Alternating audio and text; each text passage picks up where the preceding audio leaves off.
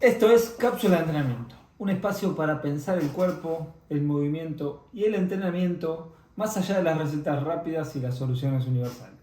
Este es un lugar para detenernos un momento y mirar la práctica desde otros ángulos, combinando ciencia, experiencia y reflexión.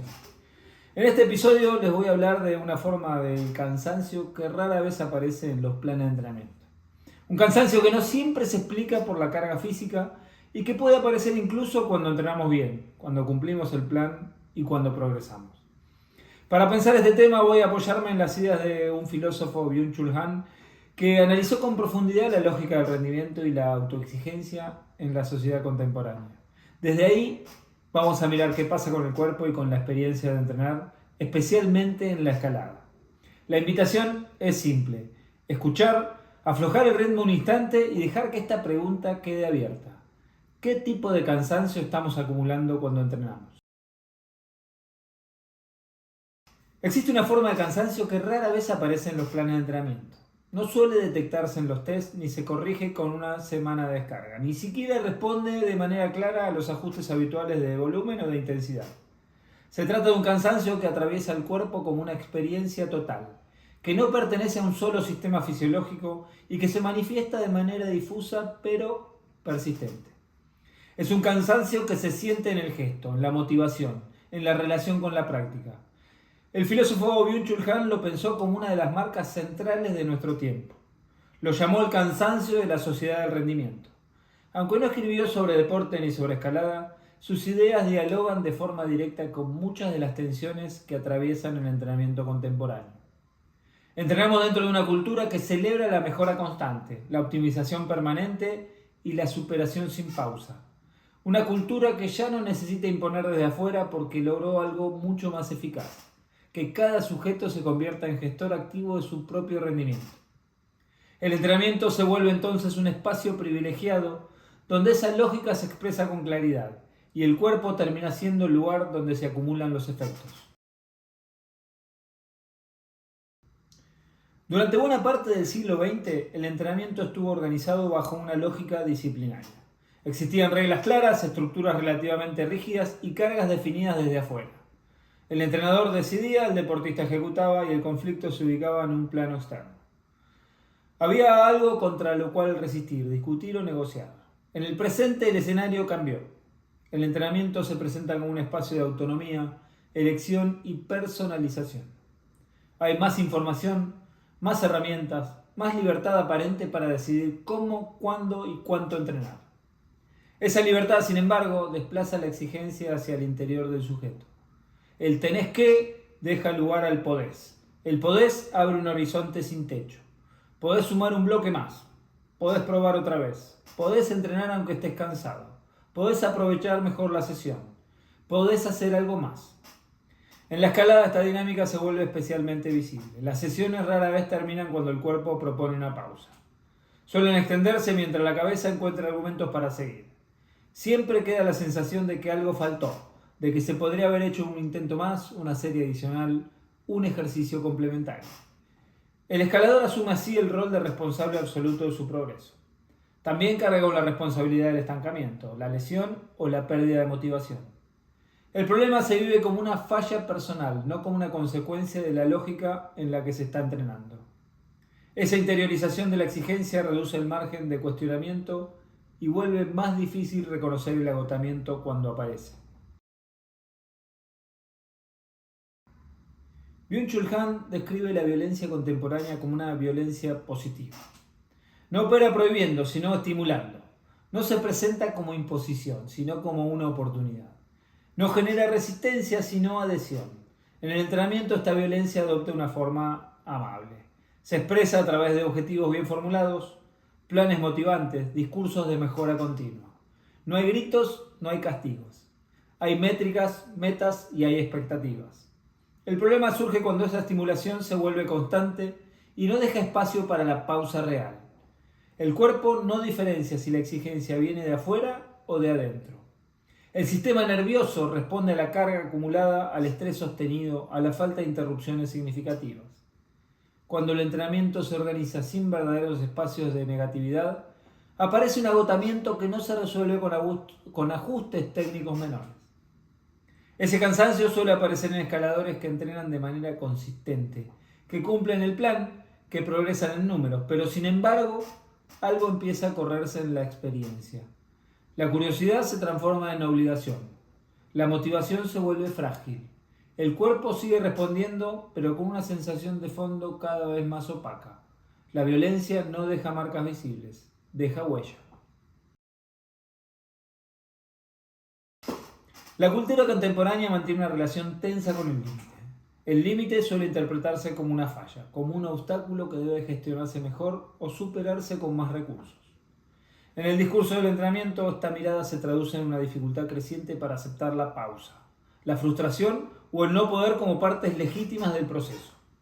El cuerpo aprende por alternancia. La adaptación se construye a partir del contraste, de la interrupción, del ritmo.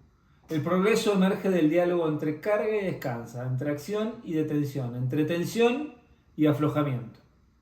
Cuando todo se organiza en torno al estímulo, el cuerpo pierde capacidad de integrar, se vuelve reactivo, responde pero deja de elaborar. En la escalada esto se manifiesta en prácticas cada vez más orientadas al rendimiento inmediato, sesiones evaluadas de manera constante, días en la roca vividos como oportunidades que no deben desperdiciarse, descansos acompañados de culpa. La experiencia queda subordinada al resultado y la práctica se convierte en un medio para otra cosa. La positividad permanente termina erosionando la relación con el propio cuerpo y con el entorno. Escalar pierde su dimensión exploratoria y se transforma en una tarea que debe rendir. En este contexto, el cuerpo empieza a ser pensado como un proyecto, algo que se gestiona, se corrige, se optimiza. Un objeto de intervención constante. El entrenamiento se organiza como una secuencia de acciones aplicadas sobre el cuerpo, más que como una experiencia vivida desde él. La escalada comienza a perder densidad sensorial. El gesto se ejecuta con eficacia, pero se siente menos. El cansancio se negocia, se pospone, se administra. El dolor se silencia en lugar de ser interpretado. Esta forma de relación con el cuerpo suele parecer a lesiones persistentes, bloqueos técnicos difíciles de explicar o fatigas que no encajan en las categorías fisiológicas clásicas. El cuerpo expresa de otro modo una saturación que no encontró canales de elaboración.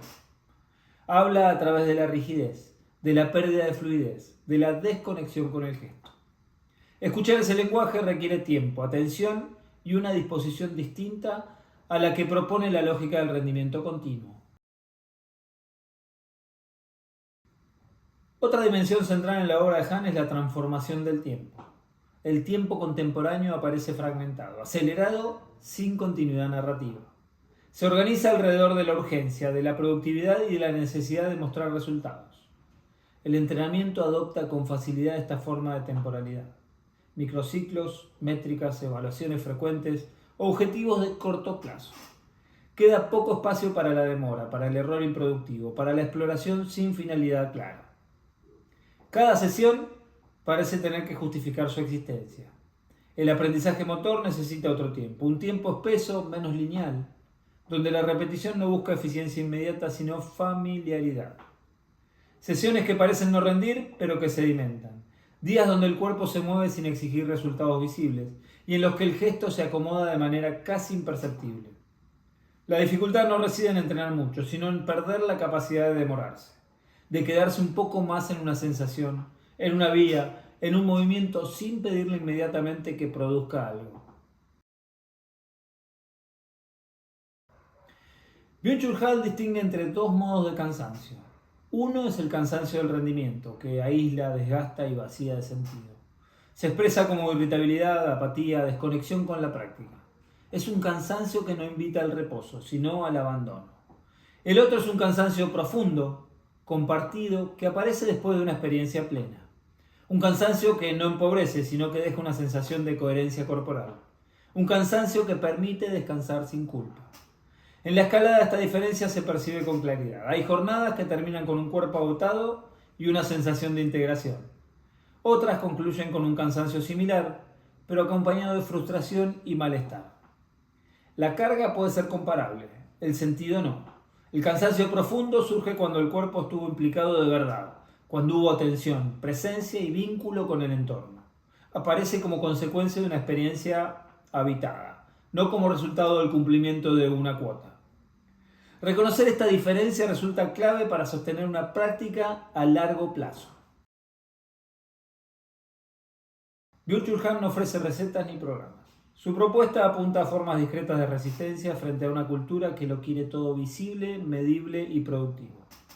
En el entrenamiento, esa resistencia puede tomar formas simples y exigentes a la vez. Dejar una vía sin encadenar de manera deliberada, terminar una sesión antes de agotarla, entrenar sin registrar datos, descansar sin justificarlo, escalar sin filmar ni compartir. Estos gestos no implican desinterés ni falta de compromiso. Funcionan como decisiones conscientes que devuelven al cuerpo un margen de autonomía frente a la lógica del rendimiento permanente. Introducen una grieta en la continuidad de la exigencia. Entrenar mejor no siempre significa entrenar más. A veces implica entrenar de un modo más atento, más presente, más disponible para lo que el cuerpo propone en cada momento. Una forma de entrenamiento que recupera la experiencia como valor en sí mismo. El entrenamiento contemporáneo enfrenta un desafío que va más allá de la planificación de cargas y la selección de ejercicios. Se trata de aprender a reconocer cuándo el cansancio pertenece al cuerpo y cuándo pertenece a la cultura que lo atraviesa. Distinguir el estímulo necesario para adaptarse y la exigencia constante que erosiona el sentido de la práctica.